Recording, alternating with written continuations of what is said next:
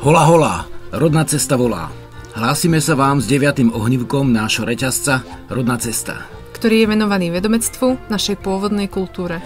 A vysielame ho zo stanice Rodná cesta zo stanoviska na Medzi. O čom dnes budeme hovoriť? O podstate predvianočných a slnovratových sviatkov. O ich zmysloch aj nezmysloch. Ako vznikali tieto sviatky? Pre slnovratové obrady ľudové a vedomecké?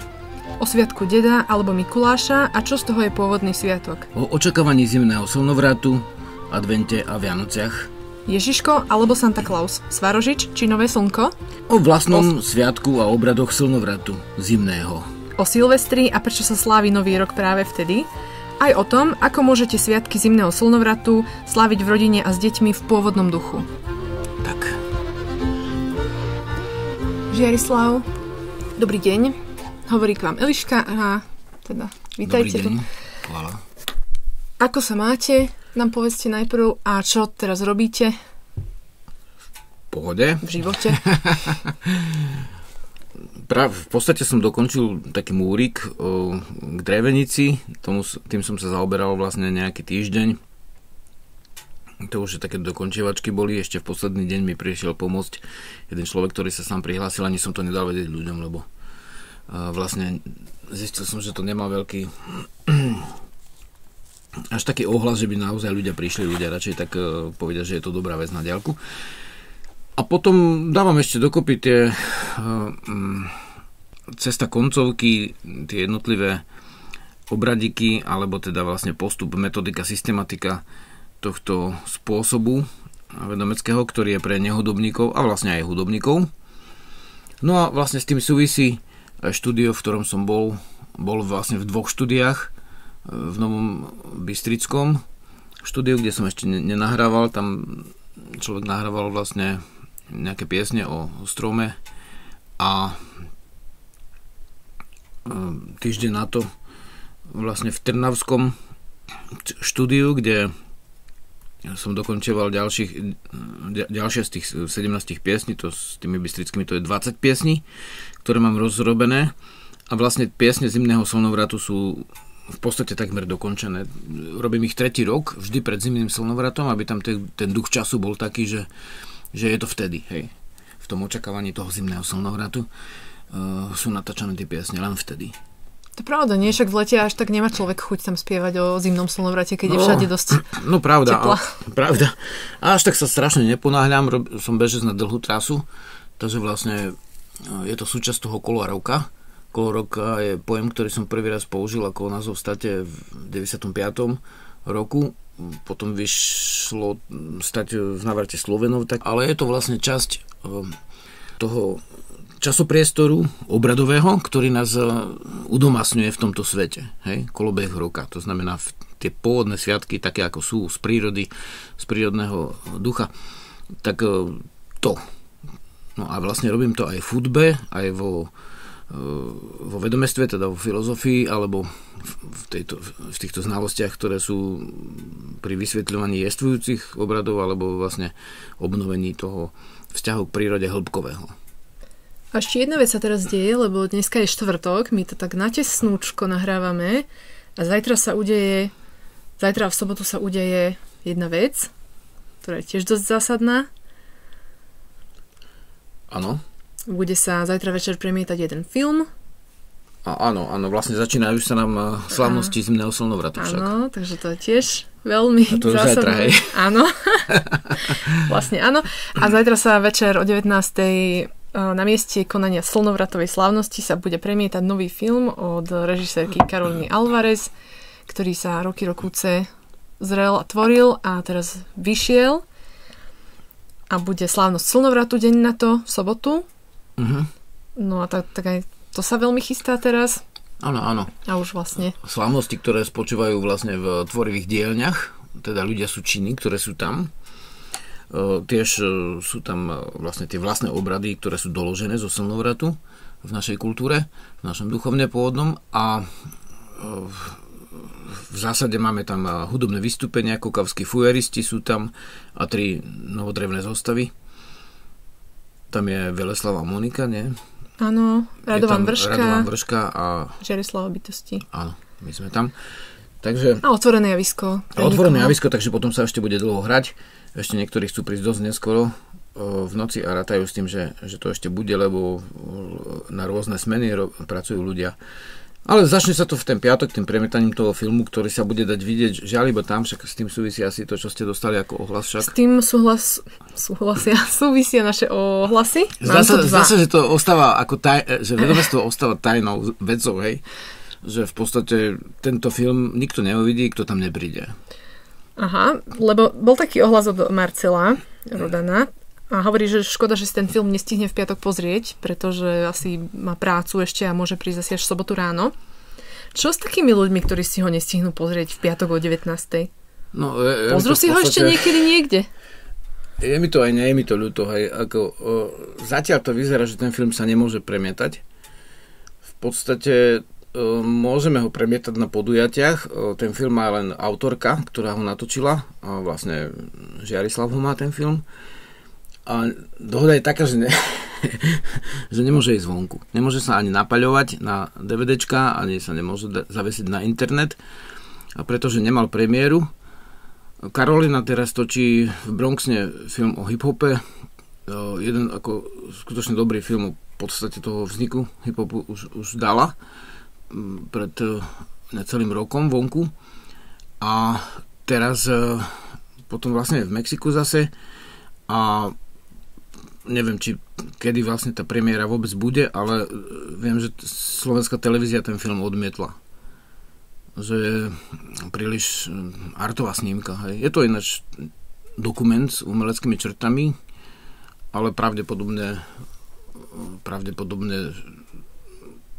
ale to poviem rovno, čokoľvek, čo sa týka vedomestva, tak vlastne v slovenskej televízii, odkedy v roku asi 97 alebo 8 som bol vlastne v jarnej relácii, tam boli aj vlastne kňazi z katolíckej cirkvi aj z inej a odkedy sa bola rozpráva verejná jediná o jarných sviatkoch, tak odvtedy vlastne asi tak sa táto téma vlastne v národnej televízii nevmestí v podstate.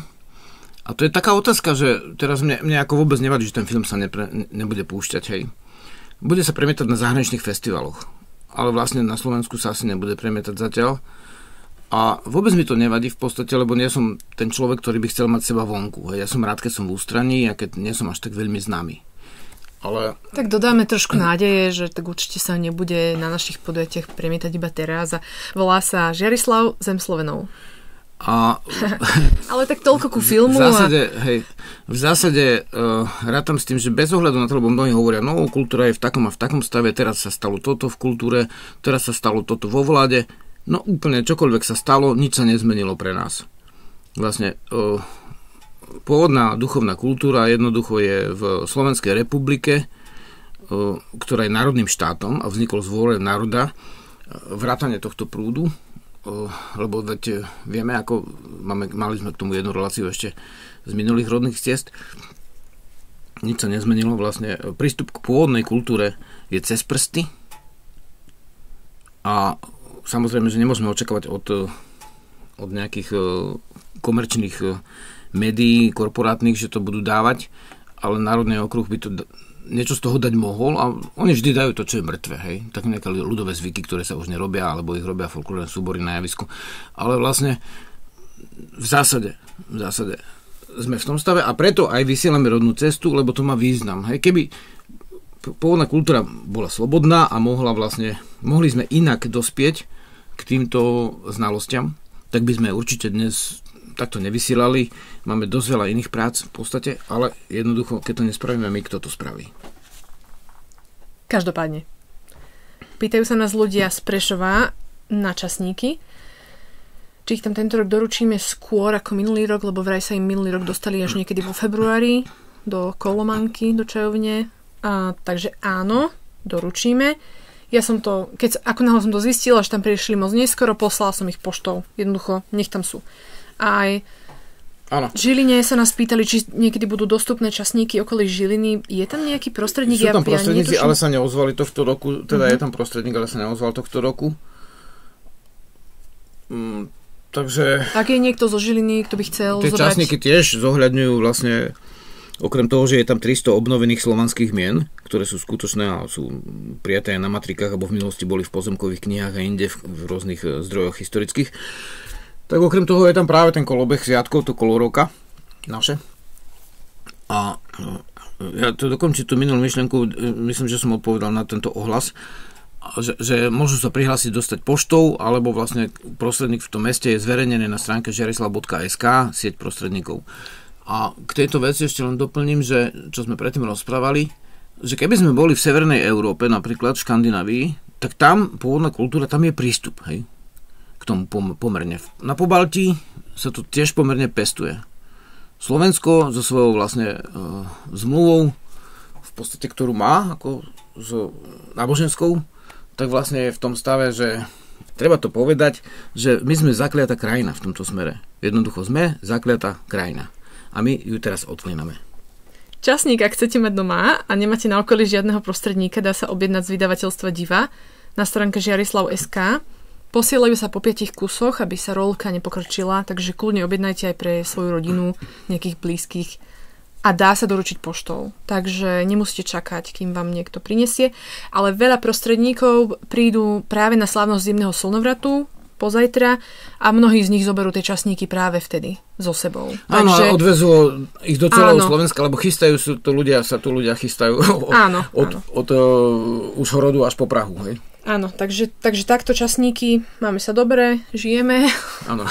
Akože mali sme strašne dlhú prestávku, všetko sa dialo, ale poďme k našej veci. Ideme. Takže sa dneska bavíme o zmysloch a nezmysloch predvianočných a slnovratových sviatkov. A moja prvá otázka bude, ako vznikali tieto sviatky? Prečo ich tu máme? Niečo nám o tom povedzte tak zhruba a v ďalších bodoch sa vlastne trošku vnoríme do každého z nich do istej miery. Takže tak. Priatelia, je to náročná vec, čo teraz poviem, ale treba si to uvedomiť, že čokoľvek robíme v okruhu obrody pôvodných vecí, vždy to súvisí s touto otázkou, ktorú teraz človek predostrie. Tieto sviatky, všetky sviatky, ktoré máme v kalendári, nemáme v kalendári, ktoré boli, vychádzajú z duchovna, ktoré sa tu pestovalo od úplného praveku, od doby kamennej. Toto duchovno, zjednodušenie, dnes nazývame vedomestvom, to znamená vedieť, ako veci v skutočnosti sú. Vedieť, čo je príčina, čo je následok, čo je celok a čoho sme my časťou. Toto je veľmi dôležité. A preto hovoríme o kole roka, preto hovoríme o časopriestore, lebo toto je náš raj v prírodnom vnímaní vecí. Prírodné to znamená to, že keby ste si predstavili, že zanikne, tak znova sa obnoví, pretože je nesmrteľné. Duchovno je nesmrteľné. Nie je možno ho zakázať v plnej miere.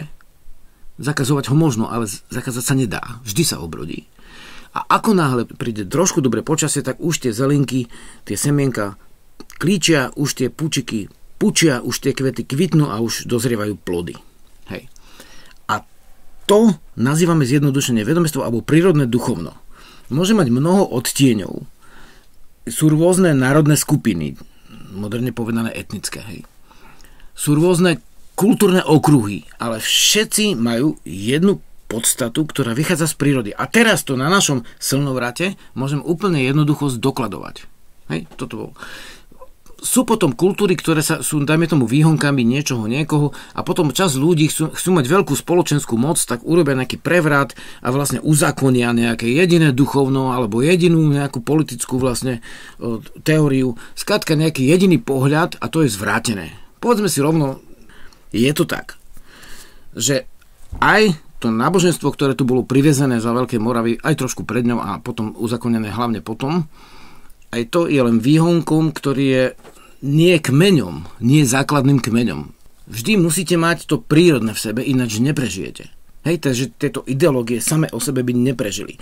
A pretože sú neživotaschopné, lebo je to len jeden konár stromu, tak preto neustále ráši z toho kmeňa z tých žíl, z tej živice, z tých koreňov neustále raší sila. A teda Slnovrat, keby zaniklo ľudstvo, prišli by to mimozemšťania z inej ako dnešnej dráhy, alebo z inej planety, alebo z inej hviezdnej sústavy, tak by povedali, áno, teraz je na Zemi Slnovrat.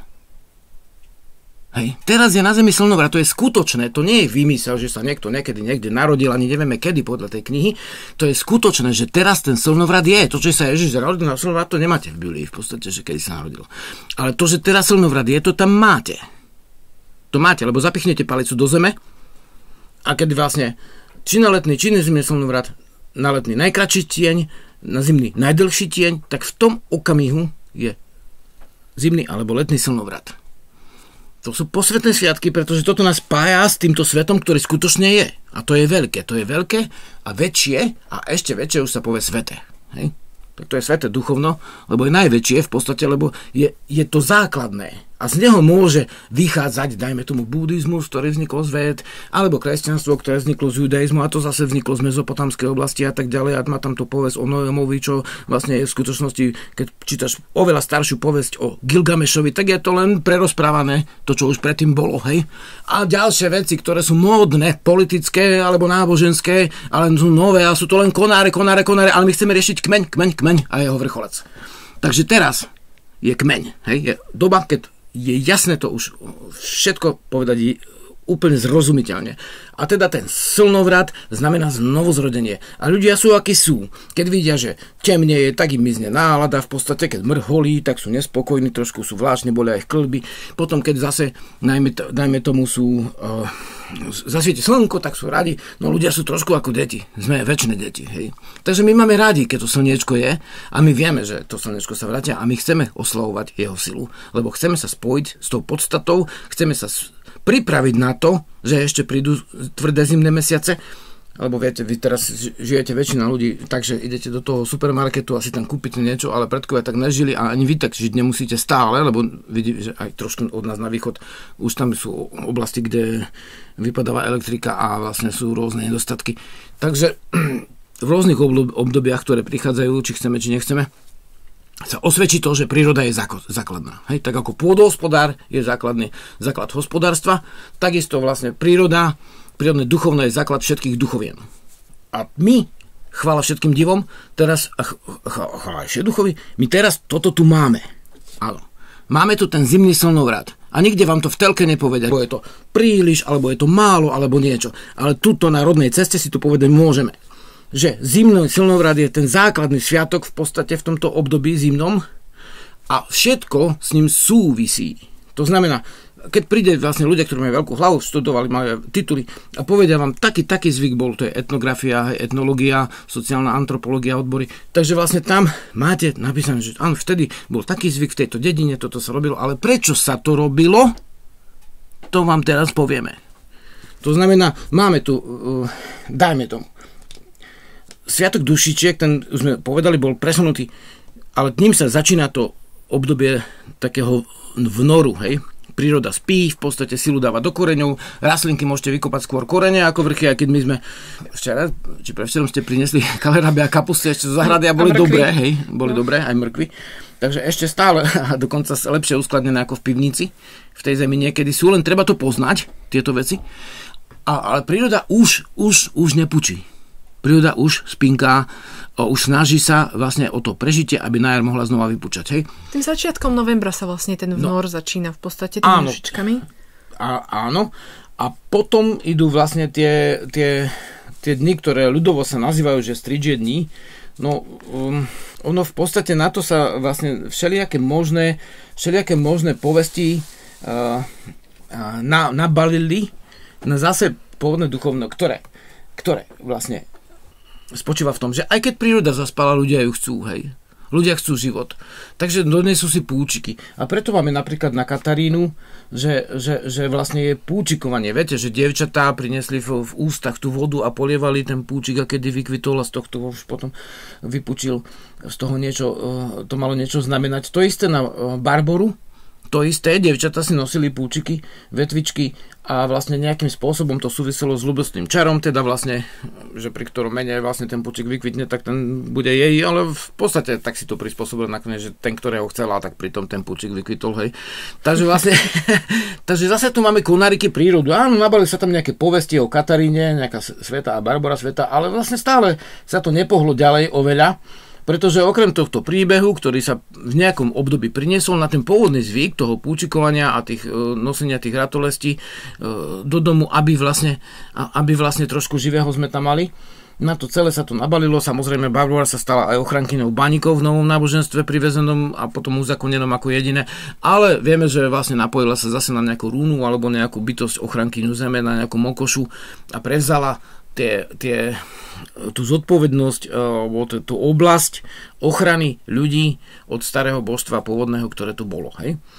Alebo od súboru týchto síl, ktoré znamenali ochranu zeme. Takže vlastne to všetko sa v určitom období muselo premeniť a dôkazy na to sú aj úplne jednoduché. Zoberte si adventný venec. Hej. Adventný venec. Viete, čo to je? Je to vlastne kruhový útvar, väčšinou sa robí z ihličia alebo z niečoho zeleného, z vetvičiek. A sú na ňom 4 sviece, alebo 4 niečo, a sú tam teda 4. A býva aj ozdobený šištičkami alebo niečím takým pekným. Áno. A venček. A má rôzne veľkosti a zažína sa vlastne každú adventnú nedeľu zažína jedna sviečka a posledná sviečka sa zažína na Vianoce, ale ak Vianoce nie sú nedeľa, tak asi pred Vianocami ešte. No nevadí, keď to neviete, lebo aj tak sa to vždy menilo. Keď kto ide do podstaty, tak bude si skúmať dejiny a zistí, že je to tak, ako hovorí teraz Žiarislav. Že sa to naozaj menilo. Raz to boli 2 týždne, raz to boli 4 týždne. Koľko je tých sviečok? 4. A aký tvar má ten venec? Kruhový. Časy by povedali gulatý, ale my povedali kruhový. A predstavte si, že gulatý má to imelo prírodné, čo rastie niekde na topoli, hej, alebo na dube. Ale kruhový má tvar a ten posvetný kruh s tými 4 svetovými stranami, 4 živlami a tak ďalej, 4 ročnými obdobiami, tak to je to slnko, Bože. To je to slnko. To mi pripomína slnovratové kruhy, keď sme fotili z vrchu. Áno, to sú 4 vatry, to je náš slnovrat, ten adventný venec očakávania znovu zrodenia slnka na zimný slnovrat, rozumiete? To je ten adventný venec. No to mi nenapadlo. A hneď vám poviem, že oni sa, viete, lebo kresťanské číslo je 3, aj ne 4. Takže tú 4 tam majú ako slnovratovú a tak snažili sa tu na to niečo napasovať, tak najprv napasovali dajme tomu 40 dní, že od nejakých časov až po nejaké časy. Potom našli 4 týždne a alebo predtým našli 4000 rokov, že to má znamenať, odkedy vznikol človek. Lebo viete, že ten kalendár, ktorý bol vlastne napríklad východorímsky, a tak vlastne teda byzantínsky, potom ho prevzali Rusi ako prevtelenie Byzancie, hej, východného Ríma, tak ten má teraz nejakých 7,5 tisíc rokov a už sa dávno nepoužíva aj od nejakej reformy, ale vlastne on nevznikol ako slovanský, ako mnohí mylne teraz hovoria. Ten kalendár vznikol tak, že kresťanskí kňazi prepočítali, hej, to má tých pravoslavných Byzantíncov a tento tábor, že oni prepočítali podľa Biblie, podľa judaistickej Biblie, podľa tých, že kto kodol a ten vlastne a ten, kedy bol a ten král a takto a Šalamún a tak a až po Adama a prepočítali tak trošku teoreticky, že kedy mal vzniknúť svet od toho Adama. A im vyšlo vtedy nejakých 4000 rokov, hej. No, tak to je vlastne, tak potom napasovali na ten advent, že má predstavovať 4000 rokov ako dejiny. Hej? Aj toto nájdete v skutočných dejinách. Hej, preto to dinosaury vám nikdy nepôjdu do kostola, lebo proste ich tam nezapočítali. Takže raz je to teoreticky 40 dní, nakoniec aj 40-dňový pôst v tej dobe, kedy si bol. Najprv bol dvojtýždňový advent, potom dali na 4, lebo však 4 ľudia chceli tú 4 na slnovrat, nie? Pre slnovratom. Alebo 4 svetové strany sú od slnka odvodené, hej? Od slnka. Nie od ničoho iného. Od slnka a zeme. Takže vlastne raz 4 týždne, raz 4000 rokov, raz 40 dní, ale skrátka to sú veľké rozdiely, ale tá 4, aby tam len pre Boha bola, hej. Tak tam je. Tak máme ten advent s tými 4 stranami a je to náš slnovratový veniec, ktorým očakávame veľký slnovrat zimný. No a vlastne takto tie zvyky naozaj vznikli z pôvodného, lebo ľudia veľmi nechcú veľa počuť o zmene zvyku, hej. Ale už keď im niekto prednesie, že ono tak ale znamená to, tak taký príbeh, viete, ako bulvár je plný príbehov, príbeh sa nosí. Príbeh jednoducho je to, čo utkvie. Takže vlastne celé to bolo pretextované ako tie piesne, tak aj tie zvyky. Áno, oni sú pradávne. Sú dokonca predkresťanské. Možno, že sú aj predbiblické, teda určite sú predbiblické, lebo na to zase vám odpovedajú ľudia, ktorí skúmajú rondely, hej, to sú 8000 rokov dozadu našimi predkami postavené. To je dávno predbiblické a stále tam máte tie isté znaky, tie isté slnka, slnovraty, mesiace a tak ďalej. Takže je to dávna záležitosť a my teraz si to musíme uvedomiť, alebo môžeme uvedomiť, však nemusí si každý uvedomiť, niektorí môžu neuvedomele žiť, ale v podstate, že toto má nejakú zdravú podstatu, nezávislú od tých príbehov, ktoré vám budú hovoriť vždy v tej televízii. Takže až tak naozaj. Tak si to troška upracem teraz. Čiže vnor, taký ten zimný, v chladnom období začína dušičkami. Potom tam je Katarína, Barbora, to sú teda takzvané stridžie dni, je tam ešte viacero ženských mien a možno aj mužských. Toto začína teda začiatkom novembra, áno. Prepáčte, Katarína je dôležitá aj pre ženy. Dá sa povedať pre uvedomelé ženky, nepoviem, že feministky, ale vlastne to je to isté, femina je žena. Že na Katarínu viedli zábavy ženy. Dievčatá zariadili zábavu, objednali hudbu a vlastne bola v ich rukách. Až o polnoci bola možná pánska volenka. To znamená, zasvedcovanie diev bolo na Čistomilu. Na Katarínu. A je to vlastne začiatok tohto obdobia a vlastne vtedy prebehli tie aj prechodové obrady, že prvý raz mohla tancovať verejne s chlapcom a tak ďalej. Hej, už na to sa... To je súčasť toho duchovná a popri tom je to počikovanie. Áno, potom je Barbora, o ktorej tam tie kresťanské povesti sú známe, hej, ale vlastne uvedli sme ten zvyk, alebo tie zvyky, ktoré sú z prírodného duchovná na Barboru. Stačí ten základ, lebo máme toho ešte akože dosť pred sebou dneska. Áno, potom je vlastne Mikuláš, čo znamená asi tak víťazný. Hej. Tomu som sa ešte nedostal, to ste ma predbehli teraz. Lucia potom, to sú už, ale ja som vás trošku predbehol. Áno. Prepáčte. Ja som to chcela iba teda v hlave si to upratať. Hej. Máme teda tie stridžie dni a niekedy koncom novembra začína tzv. Advent. V dnešnej dobe sa to volá Advent. Ako som to ja dostala vysvetlené, bolo to, že to je 4 týždne očakávania zrodenia Krista. K tomu sa dostaneme. A teda 6. decembra sa slávi Sviatok Mikuláša. V minulosti to bol teda Sviatok Deda. Hej. Takže Dedo alebo Mikuláš, čo z toho je teda niečo založené... Čo z toho je založené na niečom skutočnom? Pretože, teraz vám dám môj pohľad ako obyčajného smrteľníka, že mne príde také zvláštne, že deťom povieme, že keď si proste poslúchala, pritom každé dieťa má obdobie, keď poslúcha a kedy neposlúcha, proste to tak je. No, prirodzene, jasné. Že tak prečo im dávame sladké? Akože za to. A potom povieme, že Mikuláš chodí s čertom a anielom. Aby si mohli objednať do zubára z trochu vtipu. Že chodí s čertom a anielom a ten aniel je teda dobrý a dáva tie sladkosti a Mikuláš je taký ten starejší a čert je taký zlý a on nosí uhlie alebo cibule alebo tak. Tak je to založené na nejakej podstate? Z čoho to vyšlo? Pozrite sa, vlastne používa sa to aj pri koňoch, nielen pri ľuďoch. Viete, že... Cukorabič. No. Takže tie deti vlastne podliehajú výcviku, by som povedal, s pomocou Mikuláša a čerta. Ale v skutočnosti ten sviatok pôvodne mal trošičku inú podobu, dosť inú podobu. A bol v podobnom dátume? Bol v podobnom, lebo predchádzal slnovratu. A keď predchádzal slnovratu, tak niečo, čo je veľmi múdre, veľmi hlboké a veľmi podstatné, pred vás predstupí. A predstupí Svätý Det. Hej. To znamená, na severnom Slovensku, v oravských oblastiach a ďalších, ešte začiatkom 20. storočia vôbec ľudia nevedeli, čo je to Mikuláš a obchôdzka s Mikulášom. Bola obchôdzka s dedom. Niektorí hľadajú bajnú slovanskú oblasť niekde na Sibíri, kde sa uchovali veci. Hľadajte ju, skúste ju hľadať na Slovensku. Jednoducho, 20. storočie. A nájdete doklad, doktor Slivka, hej Martin, etnolog, obchôdzka s dedom. On to má aj nafotené v podstate. Obchôdzka s dedom.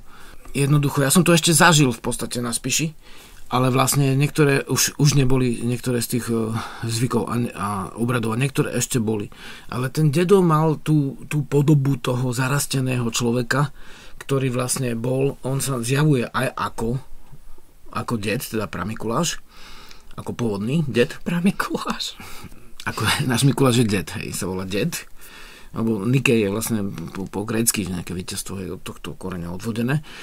A oni sa potom zvolili nejakého za biskupa, tam je ten príbeh, že dával tým devčatám nejaké groše, ktoré mali si prostitúciou zarobiť na sobáš, a preto sa stal svätým, a už potom to trošku zveličili, že všetko rozdal chudobným, ale skrátka nemôžeme vôbec zazlievať ľuďom, že vytvárajú báje zo skutočných príbehov, je to v poriadku, je to súčasť ľudského vnímania. Ale áno, ten svätý ded, to je niečo, čo máme znova v kalendári. Hej? Na svätého Dindy, čo nebude nikdy, hovoril niektoré, a vidíte, svätý John ded je tu. Hej? Máme ho v časníku našom. Krátka vsúka, malá násobilka pre pôvodné duchovno, ktorú máte vedieť.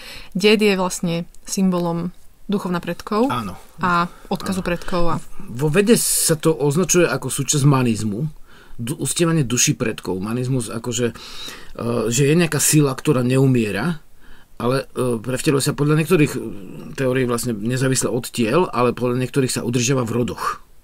Hej? Takže toto je vlastne ten symbol. To je to vedecké zdôvodnenie, ale ten manizmus je súčasťou každého prírodného duchovna, a teda vedomectva. Hej, vedomý muž, vedomý človek, vedomá žena, vedomec, v jazyku evenkov šaman sa povie. Ale my nevnímame, že len robiť so silami, však to tiež, ale vlastne my vnímame, že musíš to vedieť, aj zdôvodniť na to, aby si plnil úlohu vedomca alebo vedmy. Hej? Musíš to vedieť zdôvodniť v tej podstate. A v tej podstate je toto zdôvodnenie, že uctievanie duší predkov, a nie je tu žiadny skutočný šamanizmus, kde zoberete si nejaký kameň, zaplatíte nejaké vstupné za iniciáciu a potom idete vlastne robiť nejaké duchovno, ktoré vôbec nesúvisí s tvojim rodným duchovnom. Nie sú iné vedomstvá alebo aj šamanstva, akékoľvek prírodné duchovná, odtrhnuté od uctievania duchovna predkov. To znamená, Sloven musí vždy vedieť duchovno Slovenov, pokiaľ chce robiť duchovno predkov ako rodné. Nemôže naskočiť na indiánske alebo nejaké syntetické New Age duchovno. Musí sa zaoberať vlastným kmeňom. Keď to nerobí, tak vlastne chodí bez moh. Môžem sa teraz spýtať k tomu Mikulášovi. Zase sa budem snažiť si to upratať. Mikuláš, teda svätý Mikuláš, svetec, bol teda človek, ktorý žil v nejakom období. Na akom mieste na planete Zem žil? V Rusku? V Grécku. Grécku, dobre. Trošku ďaleko som bola. V Grécku. No, to Rusko bolo prevtelenie, potom ruský carský vlastne spôsob prebral pravoslavie, vlastne prebratie východu rímskeho, teda Rusi to volajú Gréci, ako Byzantinci, ich duchovná. Hej. A teda to bol... Takže je to tento okruh. To bol vlastne biskup. Stal sa biskupom. Už začias teda nejakého... Česne predtým, ako bolo nastolené kresťanstvo ako jediné povolené náboženstvo pod trestom smrti. Áno, čiže, ak som to správne pochopila, Mikuláš bol dosadený miesto nášho deda. No, takto, že Mikuláš sa stal niekde biskupom. Hej. Ešte dlho trvalo, kým vzniklo povedz o Mikulášovi, lebo vlastne v celom slovanskom aj neslovanskom svete, aj u Baltov, ešte bolo duchovno predkov v tej dobe. Áno. Takže oni potrebovali tých dedov, keď ich nevedeli zakázať, tak ich potrebovali nejak inak zničiť. A ich zničili tak, že ich prelepili, ich preonačili, ako keď Rímania brali rukojemníkov od vladykov, ich synov, aby ich preškolili na Rímanov. Hej? Aj keď vznikol tu prevrat v 89., tak vlastne jeden premiér povedal, toľko a toľko detí sme vyviezli. Hej, brali ste rukojemníkov, naučili ste ich cudzým zvykom v podstate, aby riadili na naše územie. Hej? Toto sa odjak živa robilo, že oni zistili, že to je nesmrteľné, že tie zvyky ľudia budú používať aj slnovratové, tak ich pretextovali piesne, zrazu miesto Svaroga bol tam Ježiško, hej, miesto Veľkého slnka bol niečo, potom aj ten advent, hej, znamená, že zjavenie, hej, prenesenie aj očakávanie, ale doslova zjavenie z gréčtiny a v podstate do rímštiny a potom k nám. A v podstate tam je to očakávanie, pojem spred kresťanského obdobia, keď v tom gréckom chráme očakávali zjavenie božstva alebo kráľa, hej. Takže oni prerobili doslova toho deda na Mikuláša, aby tam vtlačili to náboženstvo, ktoré boli, to je nejako vtip, že dobrovoľne prijali naši predkovia kresťanstvo, no neprijali ho dobrovoľne, lebo ináč by za to nebol trest smrti v Ríme, ináč by za to nebol trest smrti a zhabanie majetku vlastne v Uhorsku. Dokladujem v knihe Návrat Slovenov v duchu a slove, presne za ktorého kráľa, hej. A inak by to nebolo vlastne zmrzačenie a vyhnanie a tak ďalej vlastne a zotročenie a zhábanie všetkého majetku za Veľkej Moravy, kde sa to vlastne neujalo, preto vyhnali Cyrila Metoda a na 100 rokov došlo k obnove pôvodného. Takže toto bol pokus toho deda zničiť tým, že z neho zrobia kresťanstvo. To duchovno predkov, aj preto máte hneď vedľa seba dušičky a sviatok všetkých svätých, lebo to uctievanie duší predkov má byť vlastne nahradené za uctievanie prstva svätého Tomáša, ktorý niekde v Ríme vyťahne niekto kostičko a potom všetci, teraz toto. No dobre, však uznávame, aj Indiani to robili, že nosili si svoje kosti predkov niekedy, ale kočovní. Ale vlastne toto uctievanie predkov malo byť nahradené uctievaním svätých. Hej? Takže takto vzniklo, že prelepili deda Mikulášom. Alebo Santa Clausom. To je to isté meno. Áno. Tak taká malá poznámka odo mňa ako od moderátorky. Z toho, čo som pochopila, je, že je to teraz z môjho pohľadu celkom povrchné hovoriť iba o sladkostiach a o tom, že Mikuláš má plnú tašku. Hej, nejakých sladkostí a niečoho dobrého. A už teraz viem, že nie len sladkosti sa dávajú, ale aj darčeky. Že už ako keby sú to také malé Vianoce. A možno naozaj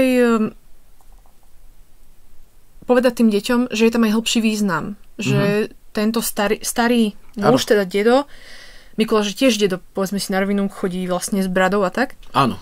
On nesie hlbší význam a nie len, že má plnú tašku. Áno, no podobá sa tá postava. A Mikuláš sa odohráva už v adventnom období. Áno. A už ste nám vysvetlili význam slova advent, teda je to zjavenie, áno? Áno. To je to, ale povedzme si, že v podstate to vnímame aj ako také očakávanie niečoho, čo sa stane. Že očakávanie slnovratu, alebo teda potom Vianoc, keď už je kresťanstvo nastolené. Čiže advent je zjavenie pred tým slnovratom. Celkom mi to dáva zmysel teraz. Vlastne začína to dušičkami, potom sú tam také tie aj obrady pre dievčatá, že sa pripravujú, akože prežívajú to s tými strížimi dňami. Je tam teda aj tá Lucia, potom v decembri očista a to už sa odohráva v advente. Je tam tento svätý det, ktorý nám má pripomenúť duše a duchovnú predkov. No a potom nastáva už takéto obdobie bližšie k slnovratu. A netrvá dlho a je tu slnovrat. A ten je väčšinou približne 21. decembra. Niekedy to je predtým, niekedy potom. Ak sa nemýlim teda, okolo 21. A tam 24. už v našich časoch teraz máme Ježiška, ktorý, poviem to povrchne, na schvál, Ježiško nosí darčeky pod stromček. No, tak hej. Ježiško nosí darčeky pod jedličku. To sa hovorí deťom, hej. Telefóny a mobily. A mnohé krajiny počítače na západe majú Santa Clausa. Tak si povedzme teraz o Ježiškovi a Santa Clausovi. Poďme sa im troška pozrieť na klb. Kto je teda to pravé orechové, Ježiško alebo Santa Claus? Dobre, tak počúvajte. Pustíme si krátku ukážku pred slnovratovej pesničky. Dobre. Áno. Na dušičky sláviš živý kolovrat a od predkov tráviš hrady múdrych rád. Národa na deda, deda deducha, udarí dieťa predkov predducha. Národa na deda, deda deducha.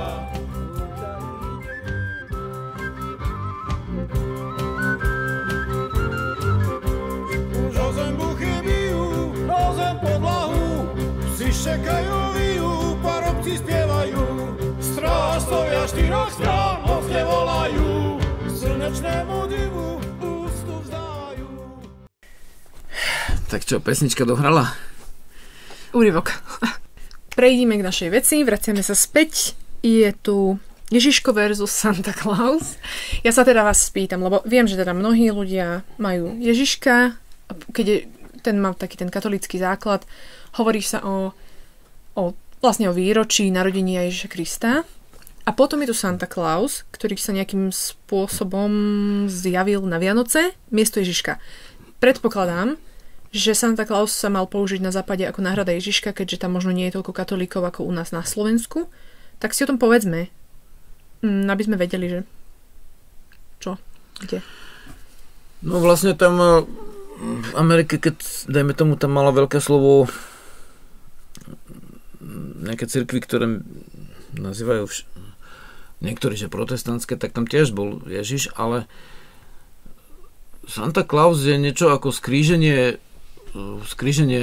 Mikuláša s nejakým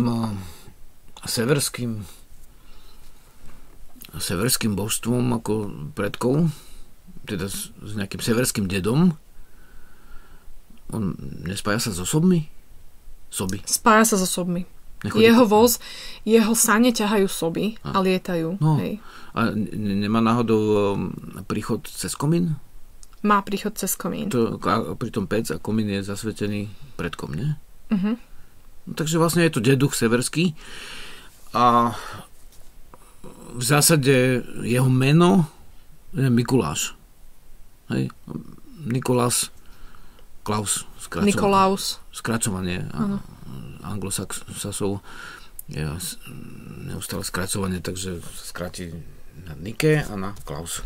A teda Santa znamená svätý a Klaus znamená teda Mikuláš. Ten zvyšok slova Mikuláš. Kláš, hej, vlastne.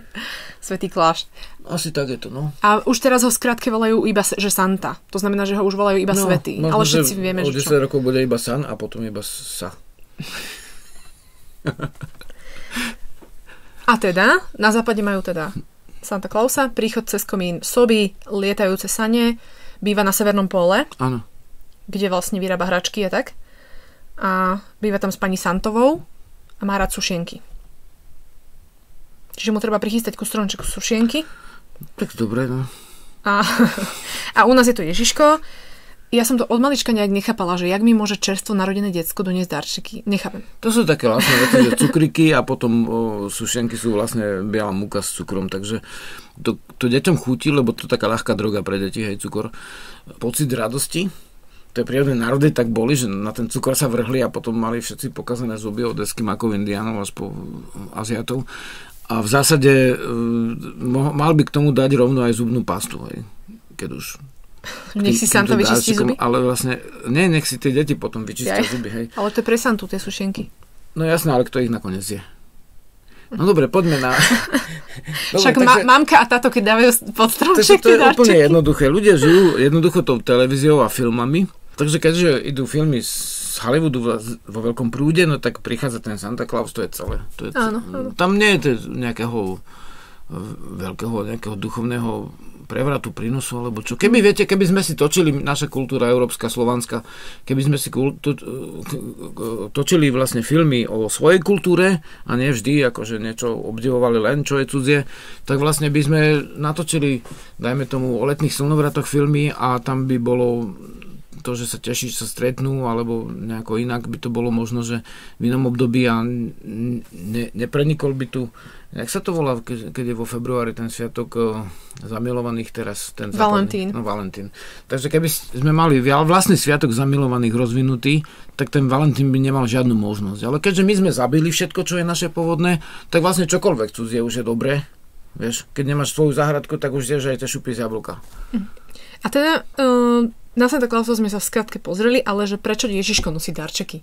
Kde to vzniklo, že Ježiško nosí darčeky? Lebo viem, že keď si pamätám, keď som chodila do kostola, bolo, že Ježiško je náš dar, hej, vianočný. On sa zrodí teraz, že Matka Mária nám dá to dieťa, hej, že nám ho darovala, proste, že ho porodila. Ale prečo ten Ježiško nosí darčeky? Že aká je podstata toho? No to je v podstate jednoduché, že pôvodný sviatok slnovratu mal niekoľko priebehov, niekoľko stupňov. Bol vlastný slnovrat, súvisiaci s úctievaním, samozrejme, vtedy sa nejedlo. Bol to obrad uctievania slnka a slnečného ducha, jeho znovuzrodenia.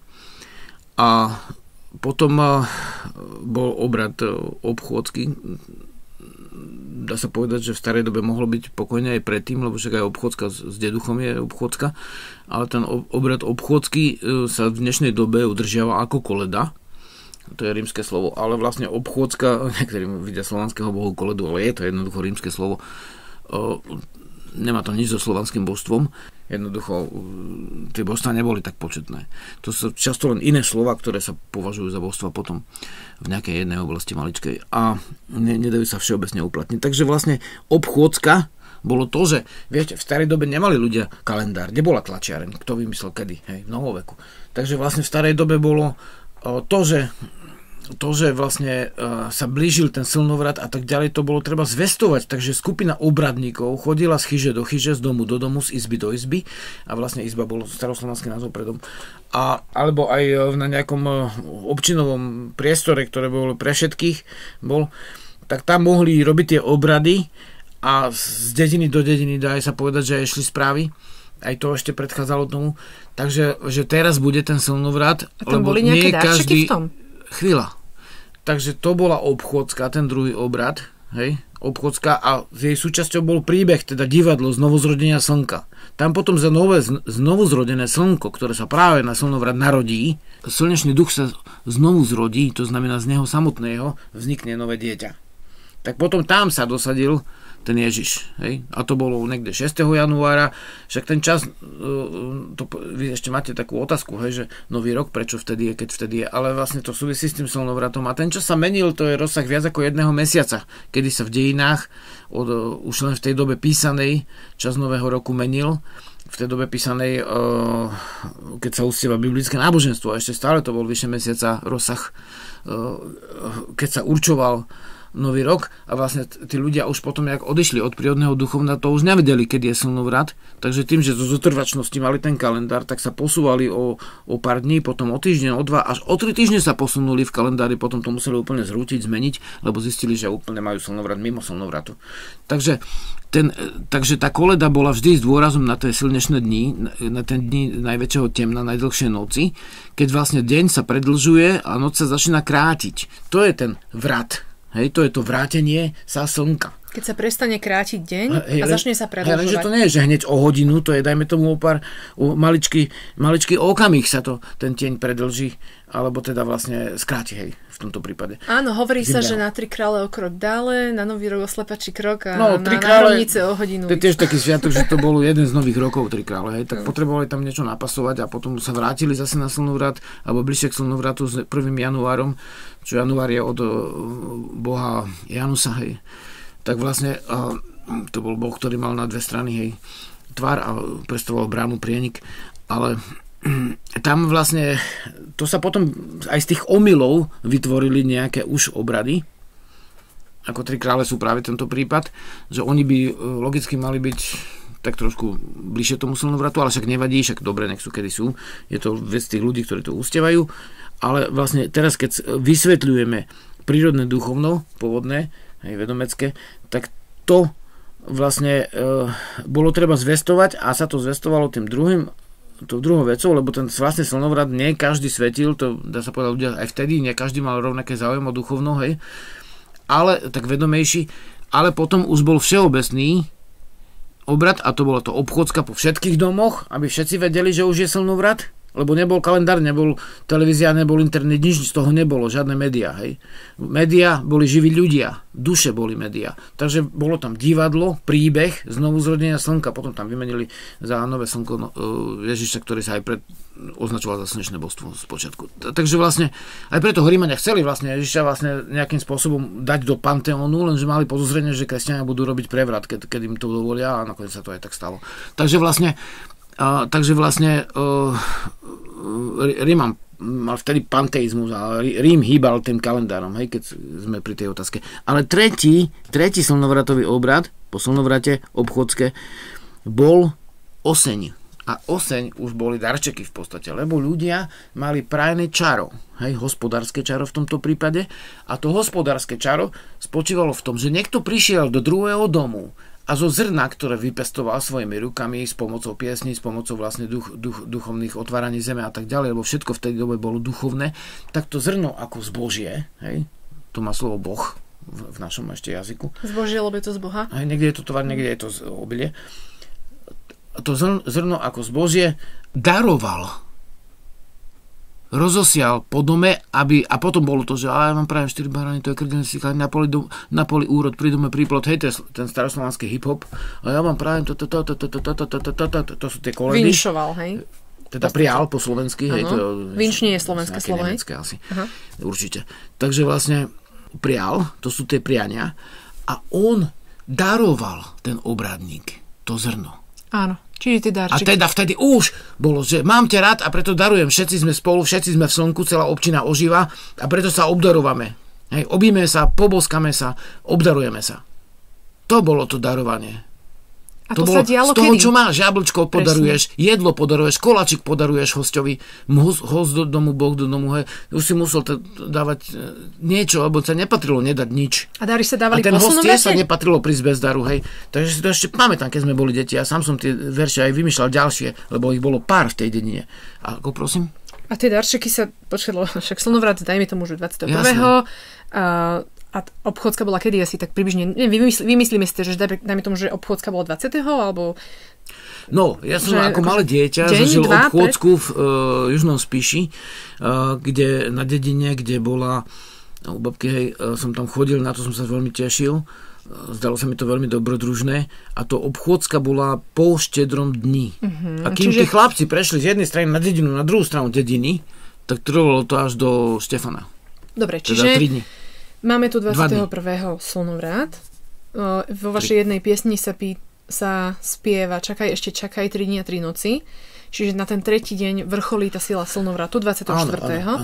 Vtedy bola tá obchôdzka ohlasovania slnovratu, áno. A tie darčeky boli až niekedy potom, alebo nejak súbežne to šlo, že obdaroval oseňom tých ľudí vlastne. To je tak, že vlastne kým sa dá sa povedať, to rozklikne a kým sa ľudia naladia, tak to prejde niekedy 3 dní, hej. Nebolo také presné, áno. To aj náletný slnovrat je 21. a Jana až 24. hej, to je tiež 3 dní. A tu je zimný slnovrat 21 a vlastne až na 24 je ten štedrý deň. Spozdene trošku. Ale tie vlastné obrady my robíme už na slnovrat a tohto rukou vychádza úplne presne to. A máme veľké stretnutie. Bo niektorí hovoria, že on bude s rodinou pred Vianocami. Hovorím, tak áno, tak to máme, že na Vianoce sme s rodinou a na slnovrat sme s veľkou rodinou. Takže stretneme obrovské množstvo rodín v podstate. A teda tretí bol ten oseň a ten bol zárodkom toho obdarovania. Tých darčekov. Áno, a potom už to prišlo nové náboženstvo, povedalo, táto nie je vlastne slnko ti nosí tie dary, nie slnko ťa obdarúva, to Ježiško. Vieš, a tie jednoduchí ľudia to tak na to naleteli, deti si to myslia do určitého veku, niekde, že Santa, niekde, že Ježiško im dáva darčeky, potom sú sklamaní. No. Ale je to tak, lebo proste to obilie rastie zo slnka, preto môže fotosyntetizovať, preto je zelené, preto môže vyrásť, preto môže dozrieť ten klások, lebo slnko na neho svieti. A všetky 4 žily sa spoja, aby mohol vyrásť ten klások. Takže v podstate je to darček od tejto zeme a od slnka, od ich spolupráce. Áno, doslova. Áno, čiže doslova to pravda. Že by sme mali zrno bez slnka. Doslova to pravda. Tu vznikli tie darčeky, to ma veľmi zaujímalo, lebo som netušila, kde vlastne, odkiaľ to prišlo. A teda... Aj strom má svoj pôvod, aj veniec má svoj pôvod. Veniec sme povedali. Čiže na darčeky sa dosadil Ježiško, ktorý je v podstate aj náš dar. Aby si deti vytvorili citový vzťah k novému náboženstvu, ktoré bolo uzákonené a zakázané bolo všetko ostatné. Preto vzniklo vlastne, že Ježiško. Áno. A teda v podstate cink, poznámka, teda my nemusíme deťom hovoriť, že niekto iný nosí tie darčeky. Lebo my sa môžeme normálne legálne si môžeme s deťmi od malička sa naučiť, že sa obdarovávame navzájom. Môžeme im povedať prečo, lebo tu sme vysvetlili tú podstatu aj tých darov, tej oslavy, tej obchôdzky, toho, že ľudia si to navzájom oznámili, že sa chystá slnovrat. Takže my vôbec nemusíme deťom vymýšľať, že kto tie darčeky vlastne nosí, lebo niektoré deti, ktoré už sú vychovávané podľa prírodného duchovna, tak oni sa veľmi tešia, lebo idú tie darčeky povyrábať pre celú rodinu, tam vystrúha s nožikom vystrúha niečo z drievka, nejakú postavičku a daruje proste mamke, tatikovi niečo nakreslí, zabalí to. Čiže tie deti majú tiež veľkú radosť a nemusíme ich klamať, a hlavne, že nemusíme klamať, že iba deti dostávajú darčeky, aj dospelí dostávajú darčeky a proste každý môže dostávať darček a každý ho môže aj dať. A keď oboznámime deti s touto podstatou, kde tie darčeky vlastne vznikli. To je úplne krásne, to začalo dávať zmysel aj mne teraz. Hej. Ináč medzi nami Vianoce je niečo ako doslova Veľká noc, ale v zmysle Svätá noc, hej. Ale sa to odvádza od Weihnacht, ako od nemeckého. Však trvá 16 hodín, alebo koľko, nie? U nás sa volal slnovrat zimný ako kráčuň. Slovenský názov je. A ten si udržali Maďari v podstate, ako slovenský názov. Takže to len k tej reči, hej, že prečo to tak označujeme, tak je to kráčuň v podstate. Ale vám poviem, že poznám deti, ktoré nikdy si nemysleli, že na Vianoce nosí Ježiško darčeky a vždy sa tešili na tento kráčuň, na Vianoce, na slnovrat. Lebo dostali darčeky, mohli ich aj darovať. Aj vyrábali darčeky a u nás sa vlastne všetko vyrába, u nás veľmi nekupujeme zriedkavo. Ale vlastne veľmi sa tešia a o nič neboli ukrátené. Hej? Niektorí sa pýtajú, či nebudú ukrátené, keď im povieme, že to prinesol Ježiško, keď im nepovieme to. No tak sme ti prinesli darčeky na počas veľkého slnka, na počas slnovratu, hej? Ktorý máme všetci v sebe, to slnko, a preto sa všetci obdarúvame, lebo slnko svojimi lúčmi a teplom obdarúva nás všetkých, vieš? A preto aj my sme ako slnko chceme byť trošku a tiež obdarovať. No to je hlboko duchovné. A nie je tam žiadna lož. Tak toto je vlastne možnosť, ako môžete sláviť aj Vianoce v podstate, alebo teda slnovrat, v pôvodnom duchu. A nemusíte vôbec podstupovať žiadne drastické zmeny v živote. Áno. Lebo aj tá jedlička, ten stromček je vlastne pôvodný zvyk. Stromček.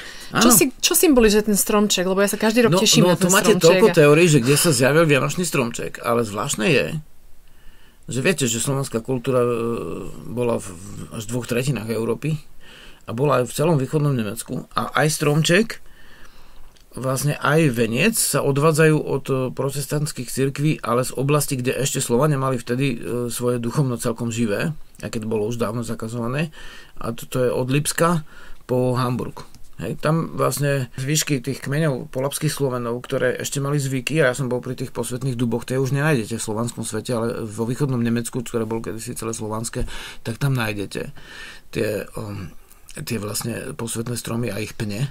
A v tej dobe ešte tam tie posvetné stromy boli. A v tej dobe ešte ľudia skutočne ústievali ešte začiatkom 20. storočia na Slovensku, na Mariánskej hore si nosili kresťania dubové halusky podľa pôvodného zvyku, lebo to bol dubohaj zasvetený v podstate Perunovi. A potom tam vznikla tá kresťanská vlastne modlitebňa, ktorú vysvetil pápež na tom mieste. Maria Gura sa to bolo, Mariánsky vrch, Mariánska hora. Takže vlastne oni svetili ešte ľudia, tie vetvičky, svetili tie posvetné stromy a práve z týchto oblastí, kde to ešte žilo, bo mnohí hovoria, Kelti boli poslední, neboli. Kelti však preboha o 4. storočí už na Svätý Patrik, hej. Vlastne už kedy Kelti prišli dávno o náboženstvo pôvodné, o duchovno, ale Slovania a Baltovia si ho udržali najdlhšie. A pravdepodobne práve, podľa všetkého, práve z týchto oblastí, kde ešte Slovania mali tie zvyky živé, prišli aj ten vianočný stromček, teda z východného Nemecka. A symbolizuje čo? Ten strom života. Strom života. Strom je ako rast. Strom sme my, aj keď poviete rodostrom, to je vlastne aj súčasne je rodný strom ako pôvodný posvetný strom a súčasne to znamená aj rodinu ako vo vývoji. Takže áno, lebo vlastne strom je, že žijeme. Strom je, že... Prečo ho zdobíme? No pretože to sú obetné dary stromu. To sú obetné stužky, obetné vlastne jablčka, obetné oriešky. Ešte keď som bol malý, boli jablčka, oriešky u starého otca vlastne na Gemeri v Slavšovskej doline. Odtiaľ pochádzal vlastne ten rod, tak vlastne tam na strome ešte som videl jablčka a oriešky. Aj my dávame jablčka a oriešky na strom. Na také menšie jablčka, aby to neprevisalo.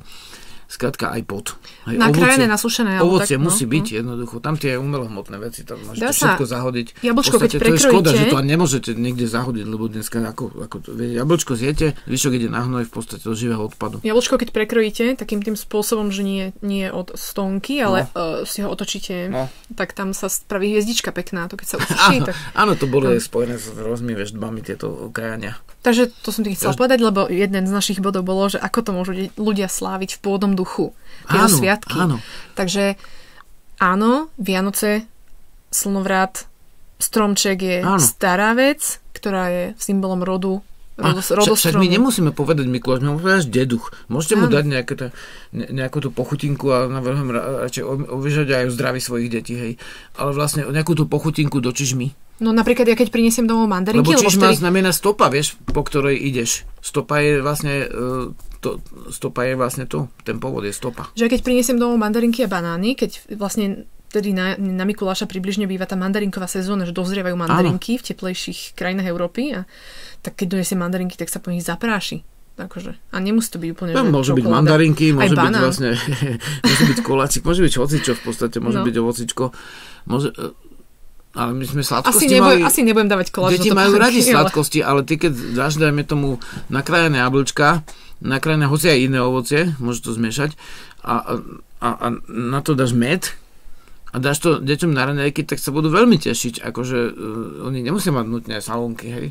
Môžu mať prírodné sladkosti, však je obrovské množstvo, a med máme vždy od včielok, obrovské množstvo možností, že ako môžeš vyrobiť sladkosti zdravším spôsobom.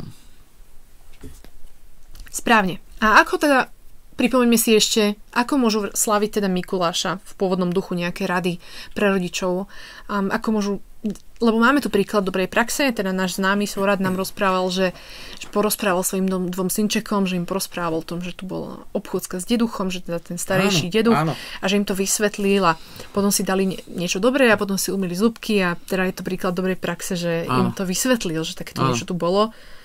A ako to teda ľudia môžu robiť na Mikuláša? No môžu to robiť vlastne takým spôsobom, že jednoducho budú rozprávať príbehy a môžu rozprávať aj príbehy z dediny, teda z rodiny, a čo sa stali aj vtipné príhody. Deti to milujú, hej, dozvedia sa niečo o svojom rode, nemusí to byť tak, že trestanicky sa vzdelávajú, lebo sa musia, ale že im hovoríš príbehy, ktoré sú zaujímavé, a tu na deti skutočne platí, to milujú deti. A samozrejme urobíš niečo chutné a niečo veselé a niečo vlastne ten deň by mal byť trošku iný, zapaliť sviečky a skrátka niečo spravíš, hej. A hovoríš, to slovo det by nemalo nebyť vyslovené, malo byť vyslovované, to det. Že je jednoducho ten duch predkov, det, alebo dajme tomu, že to, čo si ľudia predstavovali ako duch predkov, alebo akokoľvek. A ten Mikuláš je tá postava deda tradične vzaté, takže vlastne ty môžeš používať aj samozrejme Mikuláš, pokiaľ si myslíš, že je to dôležité používať tie cudzie slova, ale tiež môžeš povedať det. Tak to záleží na každom. To vždy sa dá. Deti s tým nemajú žiadnu ťažkosť, dospelí s tým majú ťažkosť. Aj môžeš napísať rozhlasové hry alebo televíznu reláciu o tomto. Samozrejme. Ale keď dneska je taký svet, vieš, prídeš tam do tej redakcie, najprv ti povedia, no môžeme, ale vždy musíš povedať to slovo, že kresťanské. Vždy. Hej? To je prvá podmienka. A nakoniec skončíš tým, robíš kresťanské. A vlastne ja som robil vlastne v jednom časopise a mi tam, no skutočne jedinýkrát za život sa mi stalo, že mi niekto prepísal článok. Úplne ale záver. Ten človek sa volal podľa Horčice a jeho prezvisko znelo ako a nikdy som nepočul, že by bol redaktor. Nikdy. Ja som napísal článok o pôvodnom význame predslnovratových a slnovratových sviatkov, a teda Vianoc. A on mi dopísal, že a tí naši predkovia nikdy nič okrem toho Ježiša nemali. Okrem toho Krista nemali. To čo to preboha robí v mojom článku? Však to nie je moja veta. Okamžite som dal výpoveď v podstate a okamžite som šiel preč.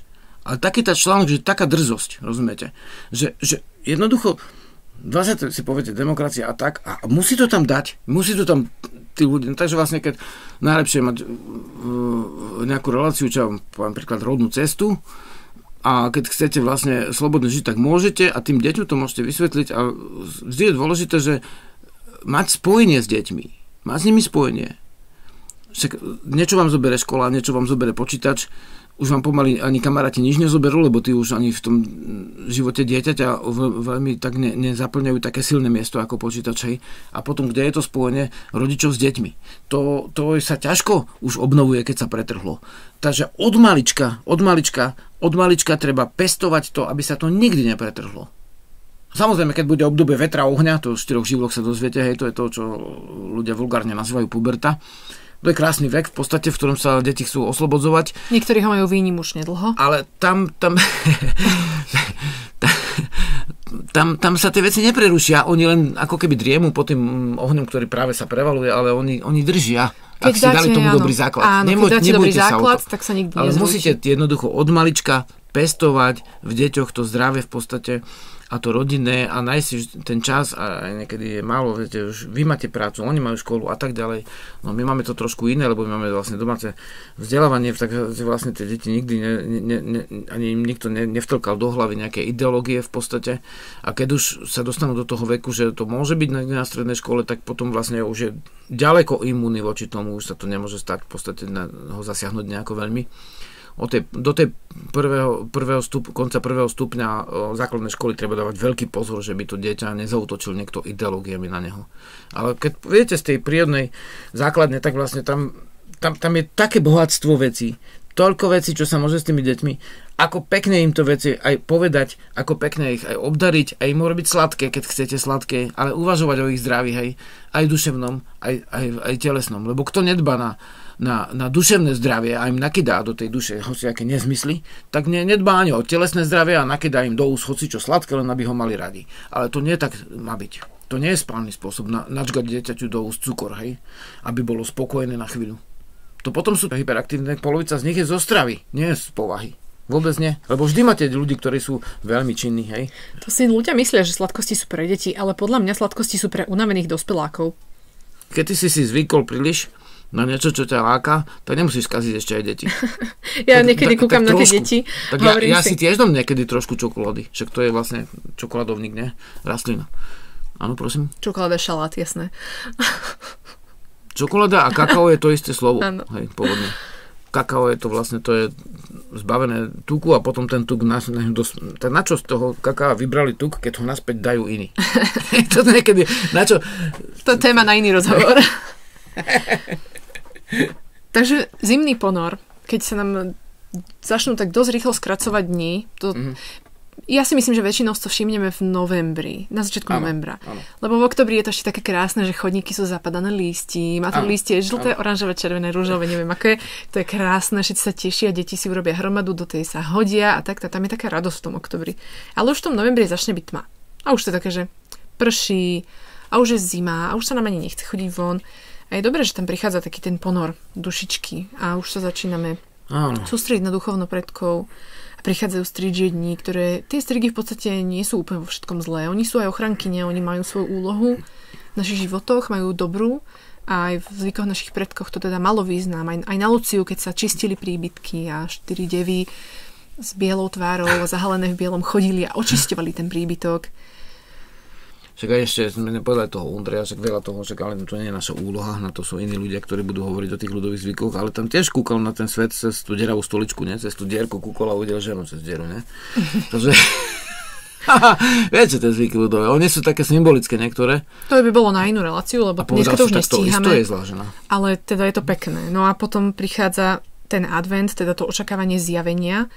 A je to dobré, lebo keďže je veľa tmy, vtedy aj tak fakt zima a už sa nám nechce chodiť von, tak máme takú svetielko nádeje v tom celom, že príde nejaký sviatok, ktorý bude pekný, na ktorý sa môžeme tešiť. Áno. Je tam obchôdzka s deduchom, pripomíname si obdobie, keď žili naši predkovia, ich duchovno, ich duše. Áno. Môžeme sa na nich aj spomenúť aj viackrát v týchto sviatkoch. A potom prichádza očakávanie slnovratu, vinšovanie, teda prianie, a prichádza obdarovávanie pôvodné oseňom a teda zrnom, z ktorého si môžeme upiecť aj koláč, aj chlieb a niečo dobré. No a potom prichádza vlastne nové kolo roka, keďže sa obrodí slnko. A všetky tieto sviatky sa dajú slaviť v pôvodnom duchu. Ďakujem, že ste nám to vysvetlili, objasnili. Takto je, jak ste povedali, krásne. Že ten postup môže byť úplne prirodzený, úplne krásny, úplne čistý v podstate a teraz vlastne dá sa povedať, pred slnovratom je dôležitá tá očista, po prvé, teda vlastne očistíme sa od nedobrých vecí a po druhé také uzmierenie. Aj keď sú chmári, že bedákanie, zveličovanie a vytváranie chmár, vrcholí temno a potom príde tá radosť obradová a tie chmáry jednoducho dosiahnu svojho vrchola, to temno a potom zasvieti cez tie mraky slnko. Tie chmáry sa strátia a deň, svetlo, slnko a nový slnečný vek nadobudnú svoju silu a môžeme byť všetci v jednom obrovskom kole so svojimi bratmi všetkých vyznaní, všetkých národov, všetkých možných spôsobov na tejto matke zemi sa deje veľký slnovrat. A môžete sa ho nazývať akokoľvek, môžete si ho nazývať tak. Stále je to náš krásny posvetný slnovrat. Prichádza stav očistý.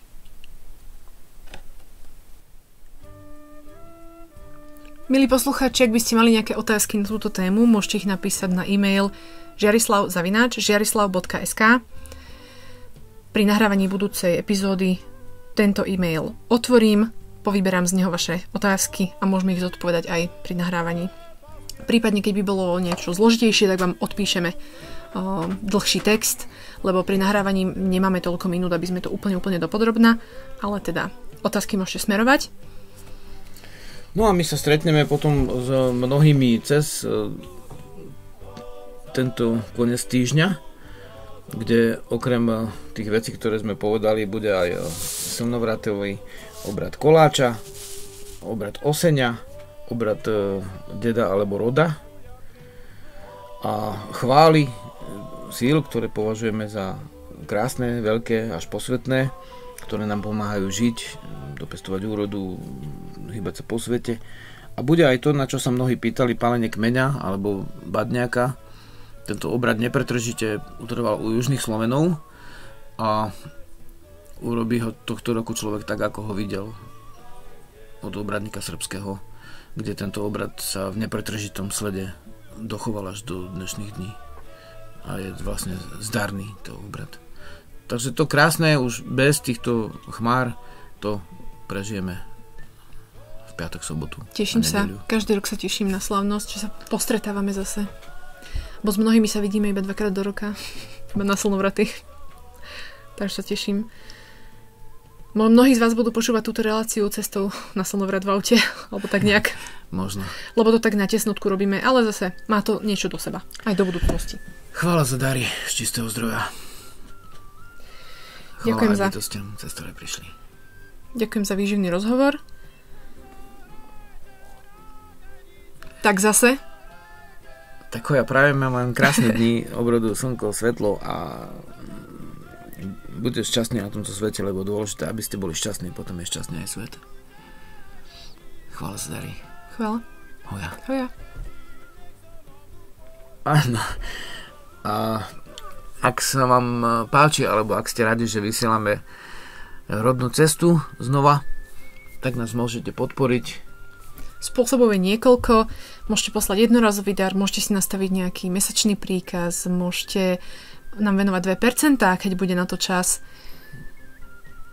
Odkaz na možnosti podpory sú v texte pod reláciou, môžete si ich otvoriť. Budeme veľmi radi, umožňuje nám to robiť tú reláciu kvalitnejšie, častejšie a mať na to nejaké prostriedky. Chvála.